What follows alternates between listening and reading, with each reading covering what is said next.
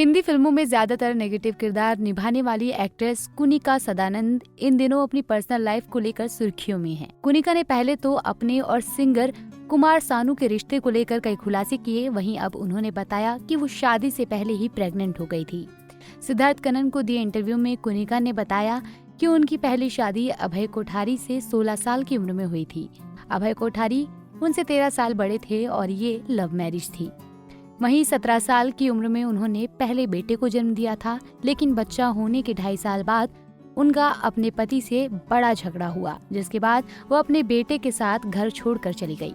कुनिका ने पति से तलाक लेने का फैसला किया। शुरू में उनका बेटा उनके साथ रहा था, लेकिन बाद में उनके पति ने उसकी कस्टडी ले ली।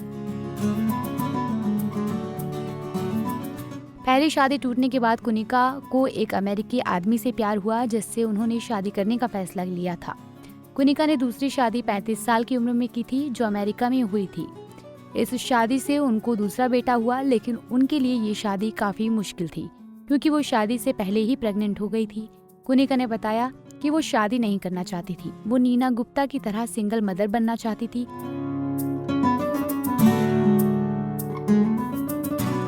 वो अपने दूसरे बेटे को खोना नहीं चाहती थी। वो नीना गुप्ता और तब्बू की माँ के पास सिंगल मदर बनने की टिप्स लेने गई थी। उन्हें डर था कि कहीं ये रिश्ता भी टूट न जाए, लेकिन नीना गुप्ता से जब उन्होंने सलाह मांगी तो उन्होंने कहा कि लड़का अच्छा है, शादी कर लो।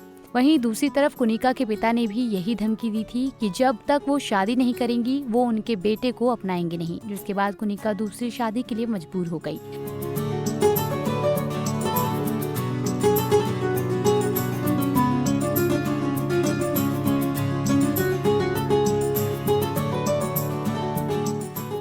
कुनिका ने बताया जब उनकी दूसरी शादी हुई तो उनके ससुराल की तरफ से कोई नहीं आया। उनका कन्यादान भी उनके पति के दोस्तों ने किया था।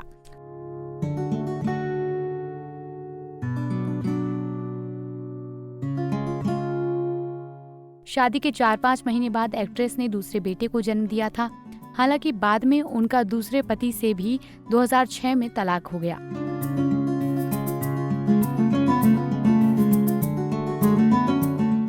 लेकिन यहाँ बेटे के लिए कुनिका को लड़ना नहीं पड़ा।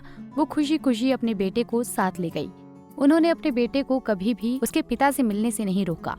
बता दें, कुनिका हम साथ साथ हैं, पेज 3, शादी करके फंस गया यार जैसी कई फिल्मों में काम कर चुकी हैं।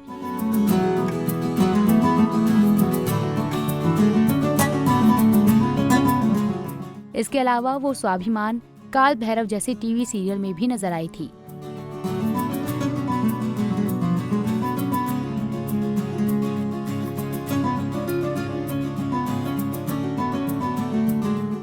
ऐसे ही और वीडियोस के लिए आप नारी के पेज को YouTube पर सब्सक्राइब, फेसबुक पर लाइक और इंस्टा पर फॉलो करना ना भूलें।